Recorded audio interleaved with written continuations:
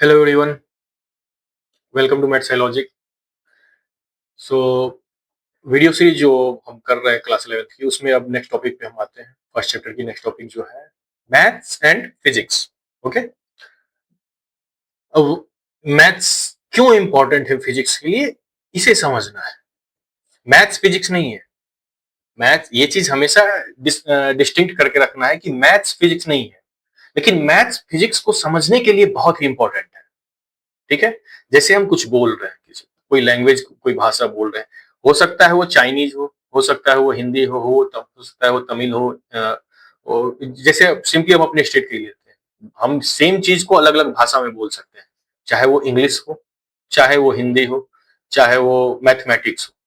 ठीक है, एक ही चीज का डिफिनेशन अलग अलग तरीके से, हिंदी में भी हम डिफिनेशन लिख सकते हैं उसी चीज का, उसी का इंग्लिश में डिफिनेशन लिख सकते हैं, उसी का हम मैथ्स में डिफिनेशन लिख सकते हैं। जैसे एक एग्जाम्पल लेते हैं, ठीक है, ग्रेविटेशनल फोर्स का एग्जांपल लेते हैं। Gravitational force between two masses क्या होता है?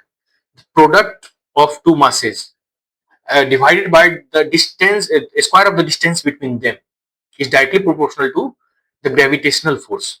ओके, ये कितना लंबा सेंटेंस हो गया। ठीक है, क्या डिफिनेशन, चलो लिखते हैं डिफिनेशन। ठीक है, अब उसको पहले इंग्लिश में लिखेंगे, उसके बाद उसको किस में लिखेंगे? पहले उसको इंग्लिश में लिखेंगे, फिर उसको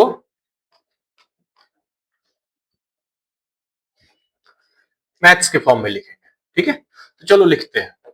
क्या है ग्रेविटेशनल फोर्स? ग्रेविटेशनल, ठीक है, जैसे दो मास है, m1 m2, और इसके बीच का डिस्टेंस क्या है? r। तो ग्रेविटेशनल फोर्स क्या कहता है?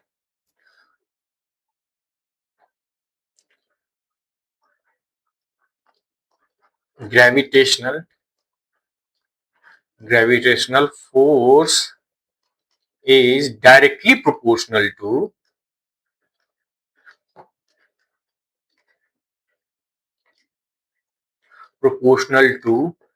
The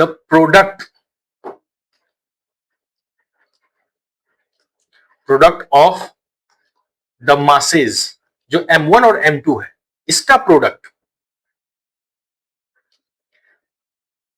end inversely proportional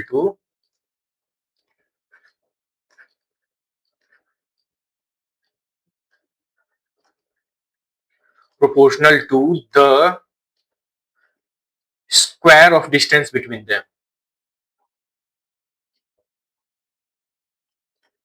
square of distance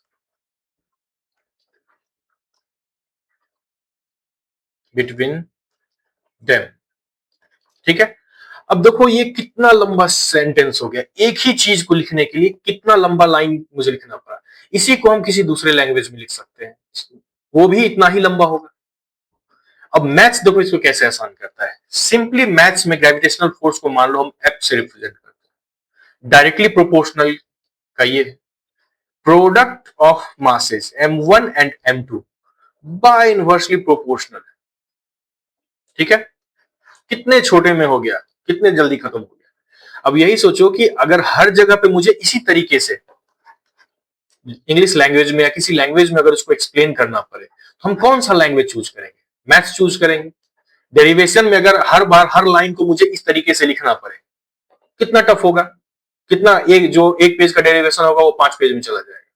तो इसीलिए मैथ्स को लैंग्वेज ऑफ फिजिक्स बोला जाता है। ठीक है, this is not physics. Maths statement को हमेशा याद रखो, maths is not physics but language of physics.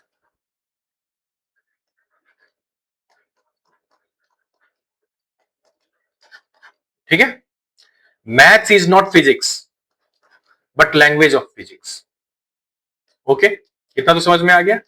अब मैथ्स में बहुत सारा चीज है, डिफरेंट डिफरेंट कैलकुलेशन का मेथड, जैसे मैट्रिक्स हो गया, हैमिल्टोनियन जब हम लिखते हैं तो मैट्रिक्स का यूज करते हैं हैमिल्टोनियन लिखने में। जो डिफरेंट क्वांटम में ऑपरेटर्स हम यूज करते हैं उसमें, लीनियर अलजेब्रा, कैलकुलस, कैलकुलस जो हो गया उसका हम यूज कर लेते हैं। तो ये बहुत सारा जो स्टेटमेंट्स है, बहुत सारा मैथमेटिकल वेज है, मैथमेटिकल टूल्स जिसको हम बोलेंगे, अलग अलग मैथमेटिकल टूल्स है जिसका यूज करके हम जो है फिजिकल पैरामीटर्स को कैलकुलेट करते हैं। ठीक है, तो मैथ्स का फिजिक्स में इतना ही काम है, लेकिन ये छोटा मोटा काम नहीं, ये हमारे लाइफ को इजी बनाता है। ठीक है, जो हम लंबा लंबा डेरिवेशन करेंगे, सारा चीज करेंगे, वो नहीं करना है, आराम से मैथ्स देखना है। और मैं ये बार बार इसलिए इस लाइन पे फोर्स कर रहा हूं कि ये चीज हमेशा याद रखना कि मैथ्स फिजिक्स नहीं है, मैथ्स लैंग्वेज ऑफ फिजिक्स है। ठीक है, दोनों में डिस्टिंक्शन है। मैं मैथ्स जान गया इसका मतलब मैं फिजिक्स नहीं जान गया, और मैं फिजिक्स जान गया इसका मतलब मैं मैथ्स नहीं जान गया। लेकिन फिजिक्स को आसानी से समझने के लिए, आसानी से समझाने के लिए, आसानी से लिखने के लिए मुझे मैथ्स की जरूरत होगी। ठीक है, और किसी भी भाषा में लिखे, किसी भी लैंग्वेज में लिखे, वो बहुत ही टफ हो जाएगा। ठीक है, इतना समझ में आ गया। एक और एक एग्जांपल लेते हैं। ठीक है, कि मैथ्स को हम कैसे रिलेट कर सकते हैं। मान लो आप जहां पे हो वहां से आपको किसी दूसरे सिटी जाना हो। ठीक है, एक बढ़िया सा डिलक्स कोच लिया आपने, बस एक सीट बुक किया, उसमें टीवी लगा हुआ है। ठीक है, आप जा रहे हो उस जगह पे, तो आपका प्रायोरिटी क्या है? प्रायोरिटी है कि एक जगह से दूसरे जगह जाना। लेकिन उस बीच में अगर तुम्हें बस में बैठ के चाय मिल रहा है, स्नैक्स मिल रहा है, टीवी देखने को मिल रहा है, तो वो तुम्हारे उस रास्ते को आसान कर देता है। वही है मैथ्स, हमारे रास्ते को आसान करता है। काम क्या है? फिजिक्स को समझना, फिजिक्स पे काम करना, नेचर को समझना, नेचर के लॉज को समझना। ठीक है, लेकिन आसान कौन कर रहा है? मैथ्स। तो मैथ्स हो गया मेरा डिलक्स कोच, और नेचर को समझना हो गया मेरा फिजिक्स। ओके, ये सिंपल सा रिलेशन है। ठीक है, आराम से यहां से रिलेट करके आप समझ सकते हो, और बहुत ही इजी।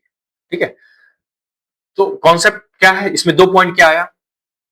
सबसे पहला पॉइंट क्या था कि maths is the language of physics, but maths is not physics.